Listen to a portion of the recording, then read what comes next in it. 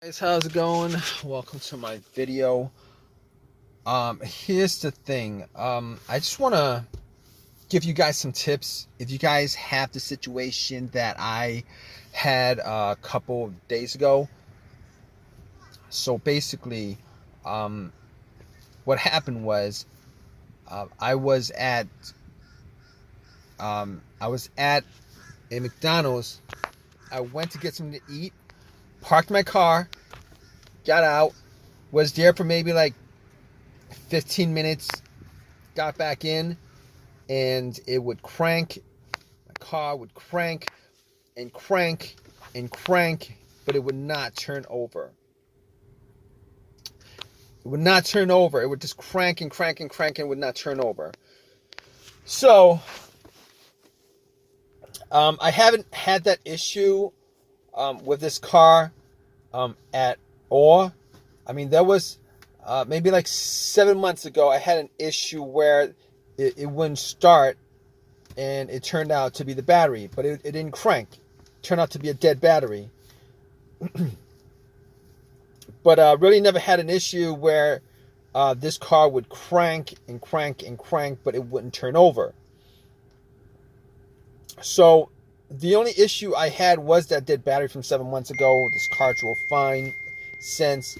I've had no issues with it. So basically what I did first was I turned on the headlights, and just to see where the battery was, what level, how much charge was in the battery. If it was dim, I knew that it was the battery that was the issue, but the lights were bright. Headlights were bright. So basically, I didn't think it was the battery to begin with, but and the reason why it wasn't just because of the headlights, it was because of how strong the cranks were. All right, it wasn't like it was a slow crank. It wasn't like it was a soft crank. It wasn't like it was trying to crank. It was a very, very strong crank each and every time it cranked. Regardless, I opened up the hood and pretty much checked around the battery, because I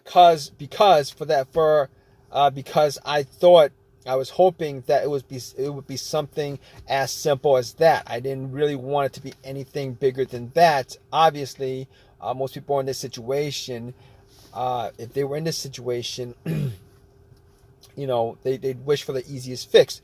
So I was looking at the battery, I was looking at the terminals, and you know what? I don't think I actually cleaned up the terminals last time when I changed up the battery 7 months ago. I was looking at the terminals. They looked kind of corroded. There was some rust on it, kind of corroded. There was some white, bluish stuff on there.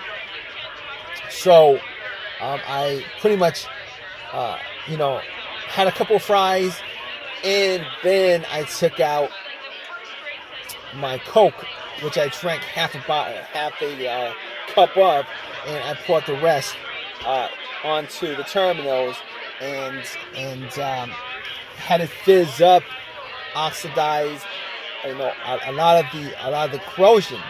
So I pretty much took some paper towel and wiped it.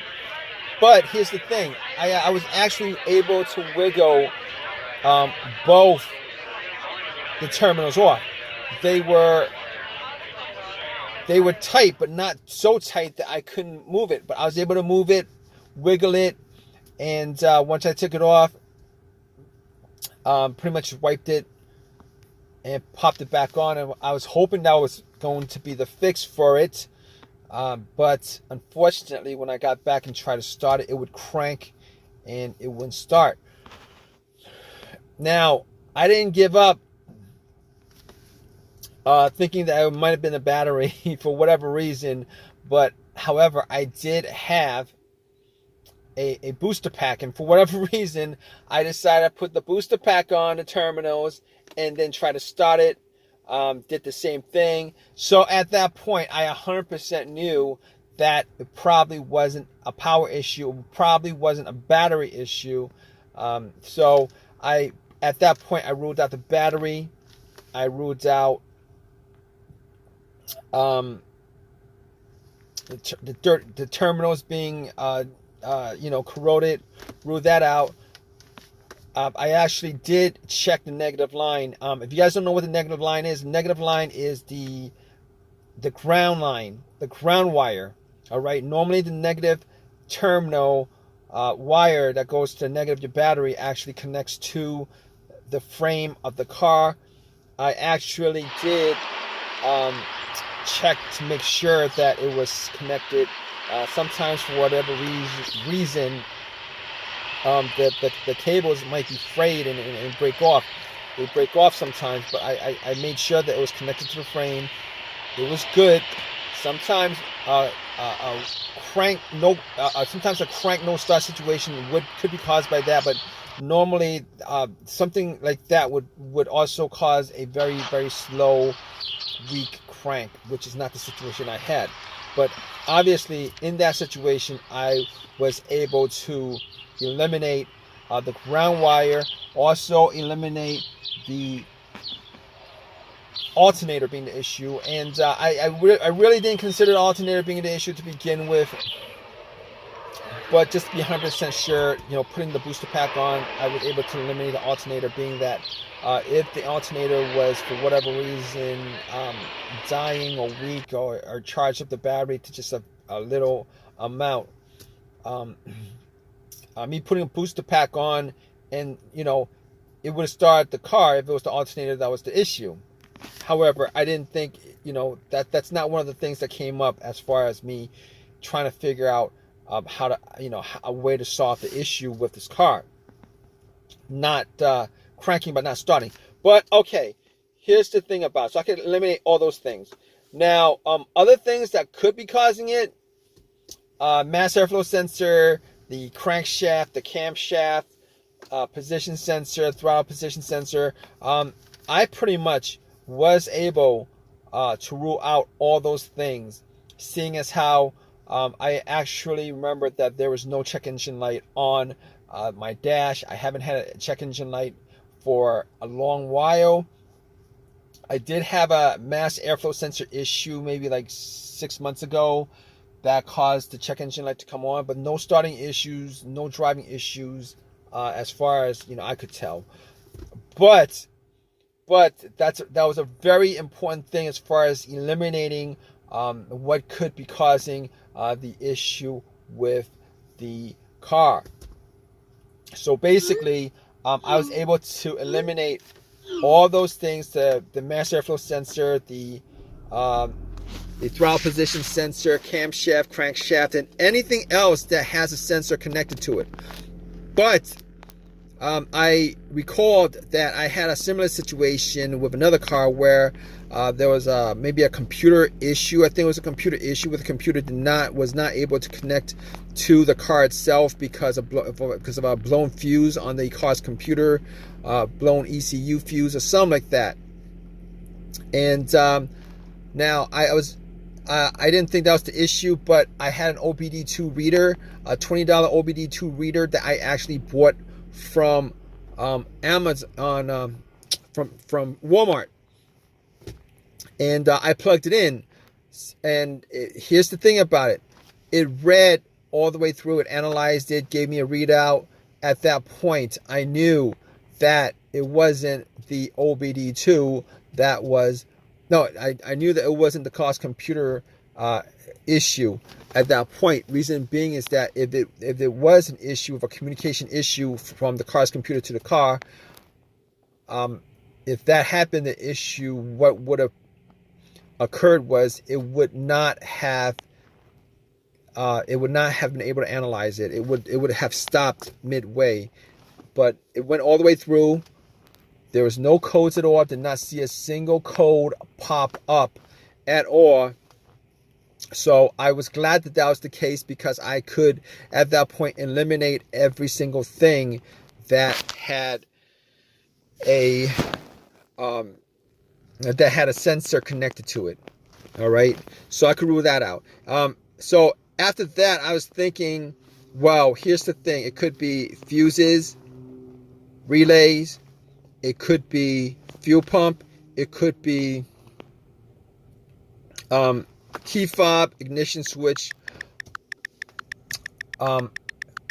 any of those things. But the more simplest of those things to tackle was the fuses, the relays, and the fuel pump. So what I did was I went to the fuse box, checked out all the fuses, see if I could see any burnt fuse. I tried trying to detect whether there was a hint of any kind of burnt smell. Was not able to see anything out of the ordinary as far as any kind of burnt fuses, blown fuses, etc., etc. So at that point, I couldn't confirm 100% it wasn't the fuses, but I would say probably, probably a good guess that it was not one of the fuses that was causing this issue. But it could have been possibly been one of them. But anyway, moving on, I thought at that point before that I had considered that it could have been the fuel pump. I actually did the test on my own as far as trying to figure out whether the fuel pump was operating or not. Normally, it would be a best scenario if there was at least two people for this test. One would be outside, right next to, where you pump the gas. With the gas cap off, somebody would be listening to hear some kind of motor running or whizzing sound, and then the person in the car would try to put the car on the on position. The on position is the ignition position right before the crank. This would be the last position before it cranks up. The reason why you don't want to crank up is because the cranking noise, the crank will actually drown out the noise from the motor. All right, so you're trying to listen for like a slight whizzing motorized sound on it. So I tried it. I was sitting in the car. I tried a couple of times to put it in the on position, and unfortunately, I wasn't able to detect whether there was any kind of sound, any kind of motorized whizzing sound. So at that point, I pretty much just gave up on that. So basically what I did next was checking out the fuses, but was not able to decipher whether it was a fuse issue. So what I did after that was try to figure out whether it was one of the relays. So what I did was I considered that it was maybe the relay to the fuel pump. It could have been a fuel filter, a clogged fuel filter, but normally a clogged fuel filter, it would cause a crank no start sometimes, but for the most part, it would crank up and then it'll stall out. It wasn't the case here. So I didn't think it was the fuel filter, considering it would crank and crank and crank and crank. It seemed like there was something that was causing it not to turn over.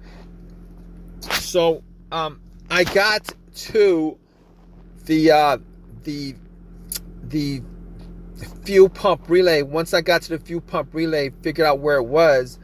I couldn't detect whether there was a malfunction with the relay. So what I did was I took out another relay. That was, the same, had the same markings as far as, the numbers on there and stuff like that. And I kind of swapped it out. And then I got back in my car. And guess what, guys? Cranked, and then it turned over. It was working just fine. So at that point, I knew it was the fuel pump relay that was the issue. And obviously, since it was the issue, I was able to drive the car to an AutoZone and got a replacement relay. Pretty much swapped it out.